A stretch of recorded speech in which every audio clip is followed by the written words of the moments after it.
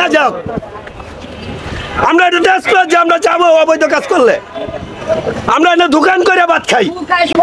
আমি হয়তো বাইরে লয়ে যাব, মারা করে দিই, আমি লয়ে যাব, আমি রাত দিব না, আমি লয়ে যাইতেছি তো, আমি লয়ে যাইতেছি তো, আস্তে আস্তে ভাই আমি লয়ে যাইতেছি তো, ওটা আমি এদিকে আনবো না তো স্যার, আমি এটা আনবো না। আচ্ছা তুই আমার কথা শুন,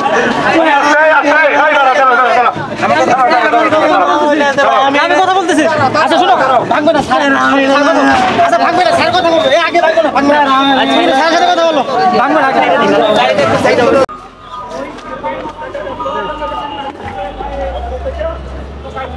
যত অত্যাচার গরিবের উপরে কেন, একটা মাদক ধরছে, এই গেটেতে বাইর করছে, পিছনদার টাকা খাই আবার ছেড়ে দিছে। মাদক অবশ্যই চলবে তো এই মাঠে। মাদককে না বলতে হবে এই জিনিস। বাংলাদেশের ভিতরে এই মাঠটা হলো কুখ্যাত ভালোবাসার মাঠ, শরৎ উদ্যান, সেটার ভিতরে এত গেঞ্জাম কেন? দোকান আছিল এই মন্দিরে গেটে 4টা, 2টা মোম দোকান, 2টা চার দোকান, এত দোকান কি করে হইলো?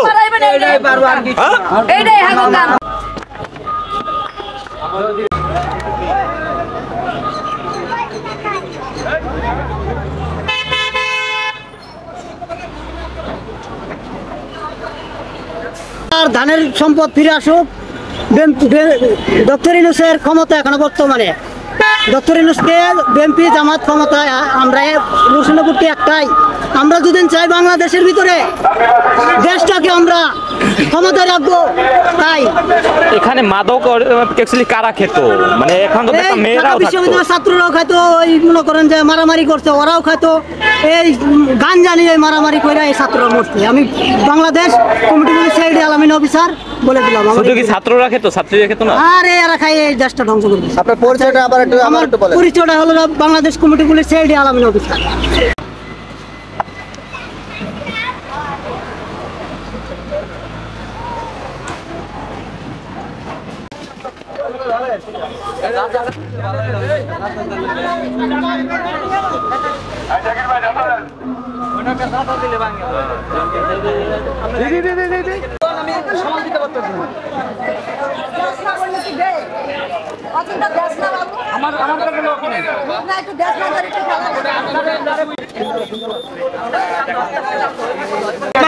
আপনার বুক খালি করে নেবো, এটা বলে দিলাম এই শহরে বুঝছেন, এই যে কদিন আগে ঘুমর করে আম করে কুবাই রেখে গেছে, আজকে কথা কইছি দেখবেন 2 দিন পরে আম করে খুঁজে না পাইতে পারেন। আচ্ছা ভাইয়া, কি কি ধরনের মাদক এখানে কেনা বেচা হতো? এখানে দাদা মানে গাঁজা বিক্রি করতো, ঠিক আছে, মানে গাঁজা মাজা বিক্রি করতো, এইসব আর এইসব মনে করেন বেশি অংশ করাইতেছে কারা ওই ক্যাম্পাসের। হ্যাঁ হ্যাঁ মানে